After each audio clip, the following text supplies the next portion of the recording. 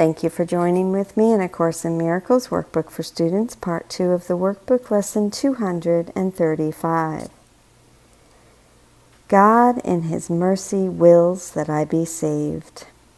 I need but look upon all things that seem to hurt me and with perfect certainty assure myself, God wills that I be saved from this, and merely watch them disappear. Footnote 31. This is an instruction for the practice of response to temptation in which we respond to upsets by confidently repeating the idea or a special form of the idea. I need but keep in mind my Father's will for me is only happiness to find that only happiness has come to me.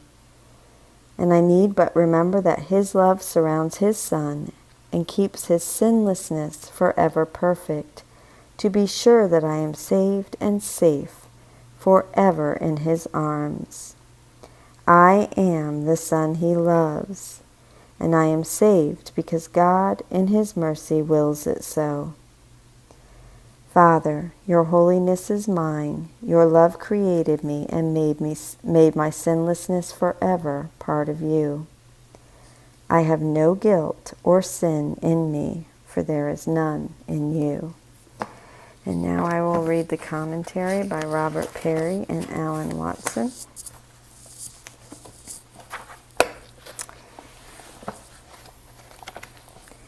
God in His mercies wills that I be saved.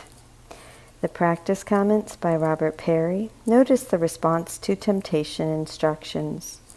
Whenever something seems to hurt you, assure yourself with certainty, God wills that I be saved from this, and you can watch it disappear. Of course, the physical situation itself may not change, but what will disappear is the power it has over your emotions. Commentary by Alan Watson. If we look at our own thoughts honestly, we will be able to see many ways in which we believe the direct opposite of today's lesson. We think God in His anger wills that I be punished. Somewhere in each of us is a pathetic voice telling us that we must deserve whatever we get in the way of pain, or that what joy we have may be taken from us because we are undeserving of it. To those who begin to list their complaints about the world and how it mistreats them, the Course has a very abrupt advice. Give up these foolish thoughts. It is in my power to reverse these things. All I need to do is assure myself that God wills that I be saved from this. God does not will my pain, my sadness, or my loneliness. By changing the way I think of all this, I can change the world. We think our hurt and sadness is caused by the events of the world. The Course is teaching us that it is the other way around. Our belief in God's anger is what brings us suffering. Our belief in His mercy and love can transform our lives. What needs changing is not out there in the world, but here in my own mind. Let me today remember, Father, that I am safe forever in your arms. Let the thought that you will my happiness fill my mind today. If you are love, if you love me, what else could you want for me? So let the thought that you will my happiness fill my mind today. And if you'd like to close your eyes, and we'll begin the meditation. God in His mercy wills that I be saved. Father, your holiness is mine. Your love created me and made my sinlessness forever part of you. I have no guilt or sin in me, for there is none in you. God in His mercy wills that I be saved. God wills that I be saved from this.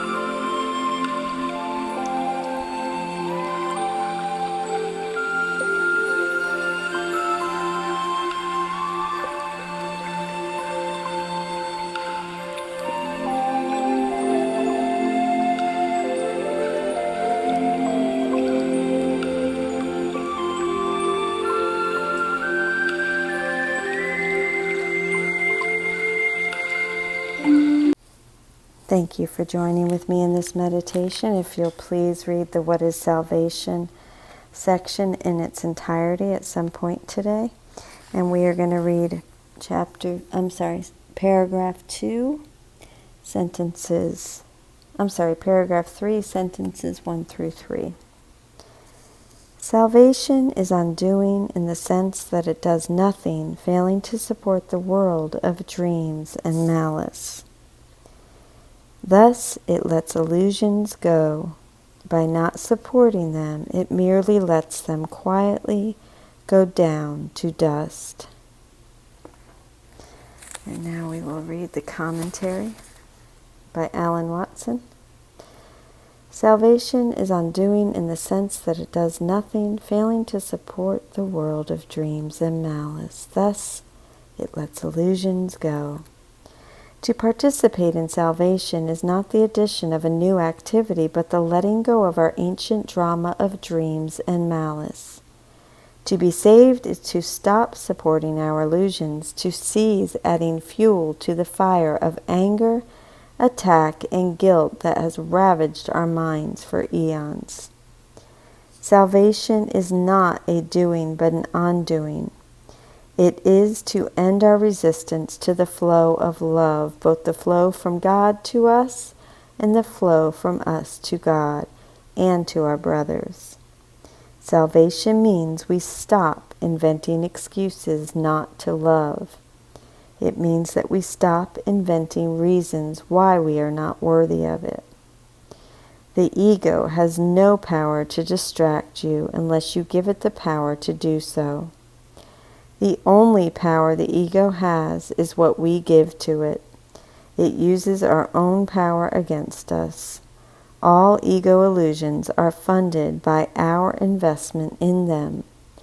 When we withdraw that power and stop our support of the ego's illusions, they quietly go down to dust. How is the ego undone? By our choice to no longer support it. The secret of salvation is but this, that you are doing this unto yourself. The secret of salvation is but this, that you are doing this unto yourself. I thank you so much for joining with me in lesson 235. God in His mercy wills that I be saved.